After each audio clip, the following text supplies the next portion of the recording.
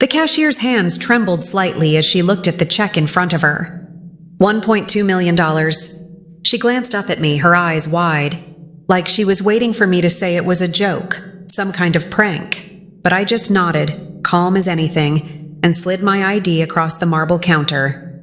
This is really made out to you? She whispered. Every single cent, I said softly. And in that moment, as I watched her process the largest bank deposit of my life, all I could think about was the look on my father's face the night before.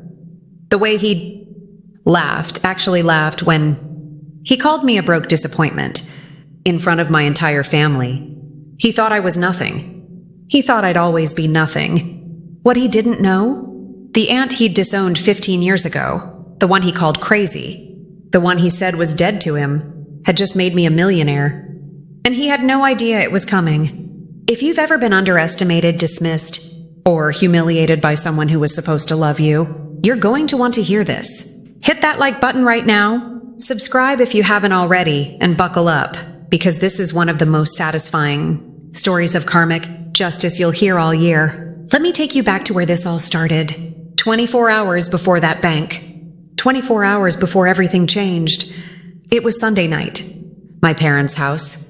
One of those forced family dinners that I knew I shouldn't have gone to, but guilt, you know.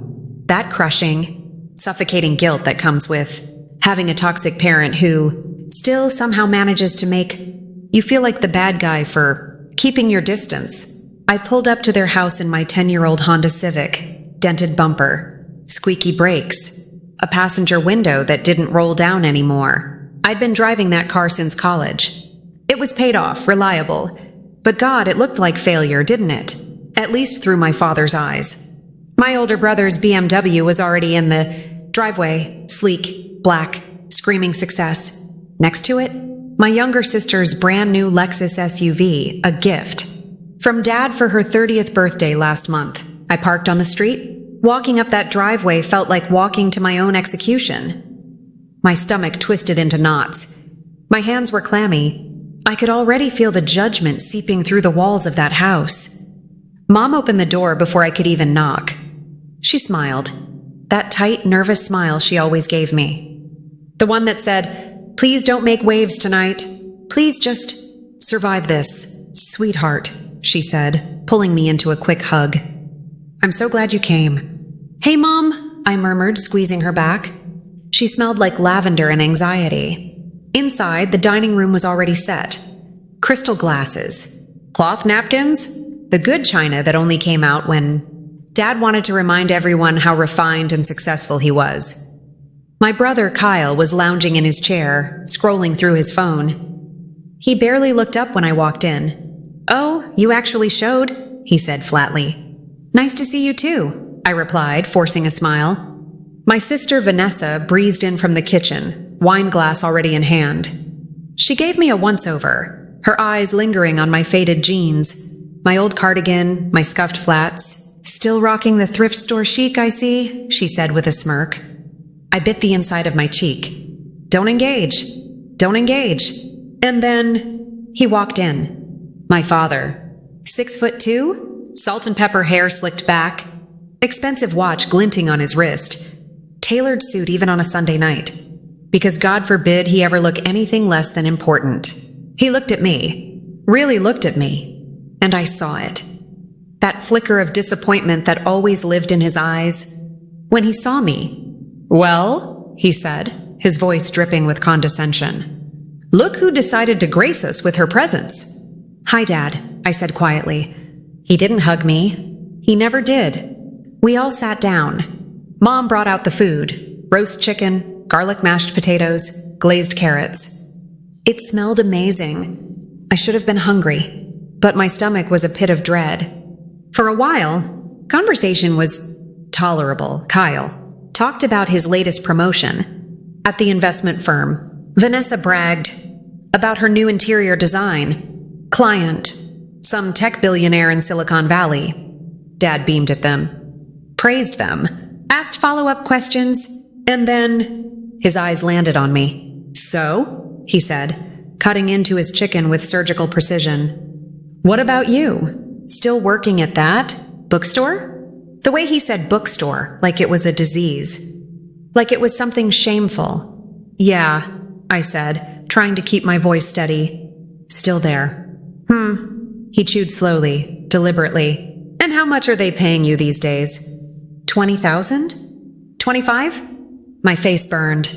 Dad, I don't really think... Because I was just thinking, he continued, louder now, talking over me, that it's been, 6 years since you graduated? And you're still making barely above minimum wage, living in that studio apartment in the bad part of town? Kyle snickered. Vanessa sipped her wine, smirking. Mom stared at her plate. I'm doing fine, I said, my voice barely above a whisper. Fine? Dad laughed. Actually laughed. A sharp, cruel sound that echoed through the dining room. Sweetheart, you're 30 years old and you're broke. You drive a car that should have been scrapped 5 years ago. You can't afford to take a vacation? Hell, you probably can't even afford to eat out more than once a month. Tears stung my eyes. I blinked them back furiously. You know what you are? He said, leaning back in his chair, that smug smile stretching across his face. You're a disappointment. A broke, aimless disappointment. The room went silent. Vanessa looked uncomfortable, just for a second, before she looked away. Kyle just shrugged. Mom reached for my hand under the table, but I pulled away. I stood up. My chair scraped loudly against the hardwood floor. I should go, I said, my voice shaking. Oh, come on, Dad said, still smiling. Don't be so sensitive. I'm just being honest. I didn't answer. I grabbed my purse, walked to the door, and left. Behind me, I heard Vanessa say, She's so dramatic. I cried the entire drive home. Ugly, gasping sobs that made it hard to see the road. By the time I pulled into my apartment complex, my face was swollen, my chest ached, and I felt hollow. My apartment was dark, cold. I didn't bother turning on the lights. I just collapsed onto my couch and stared at the ceiling, replaying his words over and over again. Broke, disappointment, aimless. Maybe he was right. Maybe I was a failure. I don't know how long I sat there. An hour? 2? Eventually, I noticed the stack of mail I'd left on the coffee table that morning. Bills, mostly, junk mail. I started flipping through it absently, not really paying attention. And then I saw it. A thick cream-colored envelope. Expensive paper. My name handwritten in elegant script. The return address made my heart stop. Margaret Adelaide Thornton. Aunt Maggie. I hadn't heard that name in years. Not since Dad had disowned. Her when I was 15. Cut. Her out of his life completely, after some massive falling out. I'd never fully understood. All I knew was that one day, Aunt Maggie was at every family holiday. Every birthday, every celebration, and the next day she was gone. Erased. Dad refused to speak about her. If anyone brought her up, he'd explode. She's dead to me, he'd snarl. And she should be dead to all of you too. So we stopped asking, but I'd always loved Aunt Maggie. She was warm, funny, kind. She asked me about my books, my dreams. She didn't care about money or status. She just saw me. My hands trembled as I opened the envelope. Inside was a letter, handwritten, several pages long, and a business card for a law firm. I unfolded the letter and my breath caught. My dearest girl, if you're reading this, then I'm gone. I'm so sorry I couldn't say goodbye properly. I'm sorry I disappeared from your life all those years ago. Your father made sure of that.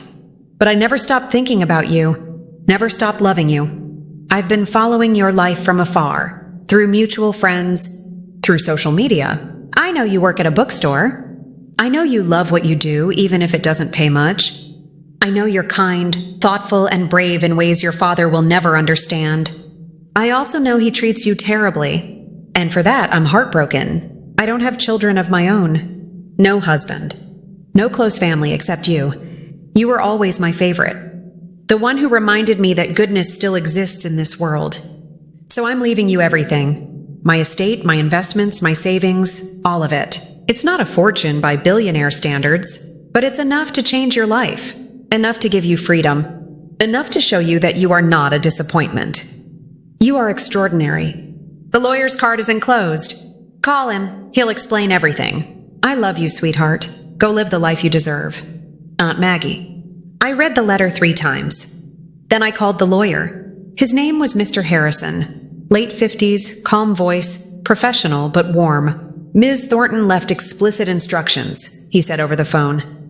Her entire estate, including property, investments, and liquid assets, has been left solely to you. The total value is approximately $1.2 million. I nearly dropped the phone. I'm sorry, what? $1.2 million, he repeated. There's a cashier's check ready for you to pick up, along with the necessary paperwork. Can you come to our office tomorrow? I couldn't speak. Couldn't breathe. Miss Thornton? He asked gently. Are you all right? Yes, I whispered. Yes, I'll be there. That night I didn't sleep. I sat on my couch staring at Aunt Maggie's letter, at the business card, at my phone. $1.2 million. My father's words echoed in my head, broke, disappointment, and suddenly, I started laughing. Because Aunt Maggie, the aunt he had disowned, the one he had erased, had just made me richer than he'd ever been. And he had no idea. The next morning, I put on my nicest dress, a simple navy blue sheath I'd bought on sale 3 years ago. I did my makeup carefully. I wanted to look worthy. The law office was downtown. Glass and steel. Intimidatingly expensive. Mr. Harrison met me in his office. He was kind, patient, walked me through every document. Your aunt was very clear, he said.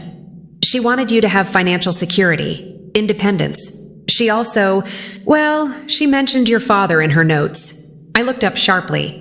What did she say? He hesitated, then smiled faintly. She said, don't tell him. Let her decide what he deserves to know. I smiled back. I think Aunt Maggie and I would have gotten along great. I think you're right. He handed me the check.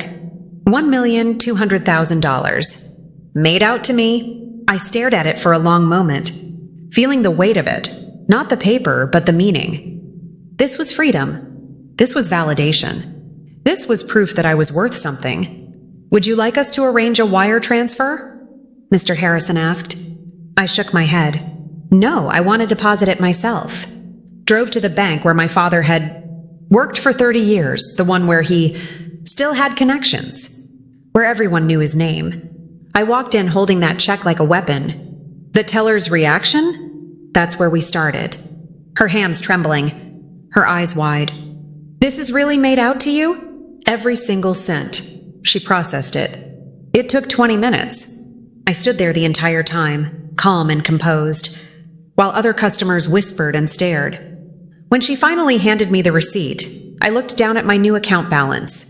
$1,347.56. I smiled, and I walked out of that bank feeling 10 feet tall. I didn't call my father. I didn't text him. I waited, because I knew that someone at that bank would mention it. Someone would say, hey, did you hear? Your daughter just deposited over $1 million. It took 3 days. 3 days before my phone rang. Dad flashing on the screen. I let it ring twice before I answered. Hello? What the hell is going on? He barked. No greeting. No preamble, just fury. Hi, Dad, I said sweetly. How are you? Don't play games with me. I got a call from Jerry at the bank. He said you deposited a check for over $1 million. Where the hell did you get that kind of money? I smiled. Oh, that. Yeah, Aunt Maggie left it to me. Silence. Long, heavy silence. What? Aunt Maggie, I repeated slowly, savoring every word. You know, the woman you disowned? The one you said was dead to you? She left me her entire estate. $1.2 million. That's not possible. She didn't even know you. She knew me better than you ever did, I said, my voice hardening. She loved me. She believed in me. And she made sure I'd be okay. Because she knew you never would. You have no right. Actually, Dad, I have every right. It's my inheritance, my money. And there's nothing you can do about it. He sputtered, gasping for words. You ungrateful little... Ungrateful? I laughed, a sharp, bitter sound. You called me a broke disappointment 3 days ago. You humiliated me in front of the entire family. And now you're mad because I'm not broke anymore? That money should have gone to the family. I am family, I shouted, my voice cracking. I'm your daughter, but you've never treated me like I mattered. You've spent my entire life making me feel small, worthless, like I was never good enough. I was trying to motivate you. You were trying to break me. Tears streamed down my face now, but I didn't care. Well, guess what? I'm not broken. I'm not a disappointment, and I don't need your approval anymore. If you keep this money, I'm keeping it, I said firmly. Every cent. And if you ever speak to me the way you did at that dinner again, you'll never hear from me again. I hung up, and I blocked his number. That was 6 months ago. I moved out of my studio apartment, bought a cozy 2-bedroom house with a little garden, paid off my student loans, put the rest in savings and investments. I still work at the bookstore because I love it. But now, I don't need it. I work because I want to. My mom calls sometimes. We talk. She apologized for not standing up for me that night. I'm working on forgiving her. Kyle and Vanessa? Radio silence. I think they're embarrassed. Or jealous. Maybe both. And my father? I heard through the grapevine that he tried to contest the will. Said Aunt Maggie wasn't of sound mind. The judge threw it out in 10 minutes. He hasn't contacted me since. And honestly, I'm okay with that. Because Aunt Maggie was right. I'm not a disappointment. I never was. I just needed someone to believe in me. And now, I believe in myself. So, did that give you chills? Did you feel that satisfaction? If you did, smash that like button right now. Drop a comment and tell me, have you ever been underestimated by someone who ended up regretting it? I want to hear your stories. And of course, subscribe, hit that notification bell, because we've got more stories of justice, revenge, and karmic perfection coming your way. Thanks for listening, and remember, never underestimate the quiet ones.